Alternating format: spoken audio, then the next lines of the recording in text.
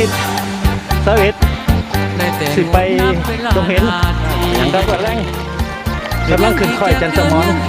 สิไปดงเห็นมุ่งกวนนิดนึงออกเช้าฝนตกเห็นไหมครับ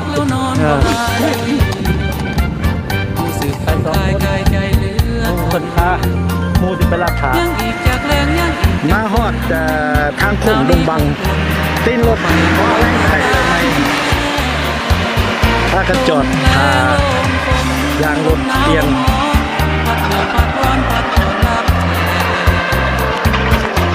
ก็ได้18ล้านตีนแตกเลย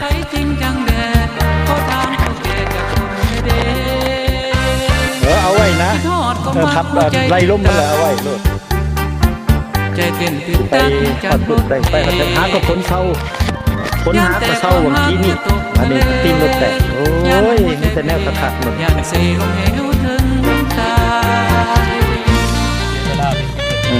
กลัวได้เหรอกลัว6 โมงเลยทำได้6 โมงฮอดเซโน่เลยนะ6 โมง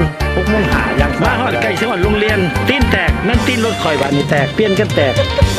เบิ่งดูโอ้ยว่ะ6 ขนาดเลยเสียฮอดเซโน่เลยแลนมาแต่น้องกลมหันบ้านดงบังหัน30ตลอดเฉลี่ย30 หา 35บ่ได้หยุดมาฮอดนี่พอดีสิขึ้นค่อยจะตีนแตกจะหน่อยฮอดตัวเป็นจังหวะข้างในมันสิไหวอยู่ว่ามันนี่แตก3 เดือน 4 เดือนเลยเอาพอดีอยู่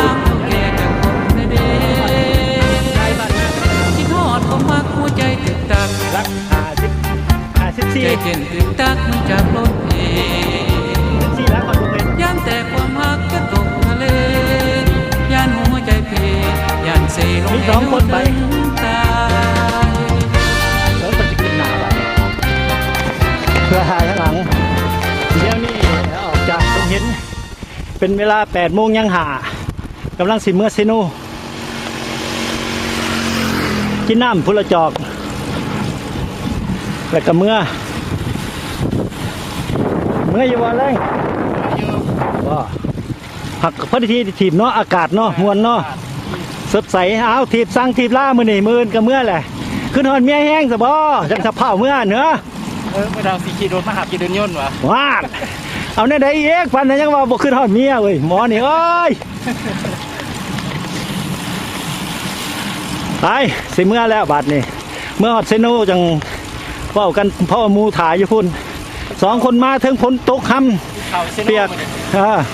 กินข้าวเซโนพ้นตกคำเปียกตีนแตกรถ2 คนแตกเบิด2 เถื่อเบิ่งคนทางเซโนนี่อันนี้ถีบอุ่นเครื่อง25 กิโล25 ลักต่อชั่วโมงจะหน่อยเล็งไหมเอาแห้งได้สักก่อนเอาไปแล้วเขาพูดว่าเป็นไม้ตลาดเนี่ยตลาดบ้านหน้ามาตลาดบ้านหน้าจอดบึงไก่เท่าเป็ดไก่ต๊อกโอ้มันบ่มีใส่เบิ่งหอยอันนี้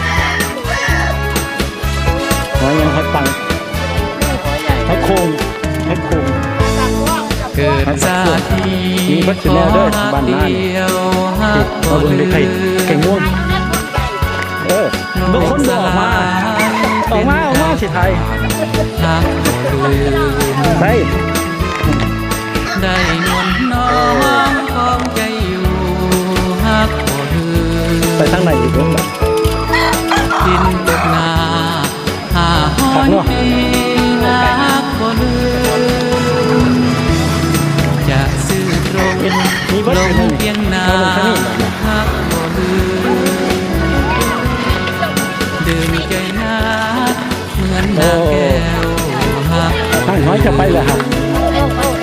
ก็มีกี่ลอยสัวดินฟ้าโลกาสิฮักบ่ลืมขายแบบนี้บ่ตะวินสิ้นจากนาตัดแป้งกันนะนี่เบิดขอไว้วอนวานมาปองได้เพียงสองสมดังใจปรารถนา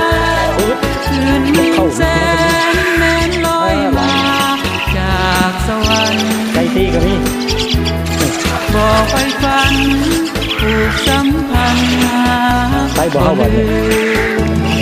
ไปต่อบ่ จะอยู่ใส่ ก็ไปต่อเนาะ ไกล ไป หรือ คุณ ไกล ละเมื่อยังไกลอยู่ถ้าก็ฮอดบรรณาเอกขาดที่รักเดี๋ยวนี้มาฮอดเชนูเมื่อยหลายต้องเมื่อยพักผ่อน เห็นดวงหน้า มาพากันกินน้ำพัก อ ผ่อน ยากเพียงควันนวลเนื้อ พาหมูก็กินข้าวแล้วก็พากันเมื่อ หากดังหวัง นั่ง ส กิน ม น้ำ ดังใจหาบ่ลืม ปวดขาปวดแข้งจนแดดออกเด่นนี่ก็เอามุ้งเกิงขามูมากคือมาแต่ดุงเห็นพวกคนยังบ่มาอยู่โอ้ยแนวใดสุ่มกินข้าวแล้ววันนี้สิพากันเมื่อเป็นได้เมื่อยบ่โอ้เมื่อยอยู่บ่กินเบิดอยู่บ่ของกินนั่นบ่ถ่ายเฮียเซิร์นบ่กินของกินมันหลายพวกพวกเซิร์นอันนั้นเพิ่นบ่มาเนาะมีแต่หาคนเฮากินก็ดีแหละ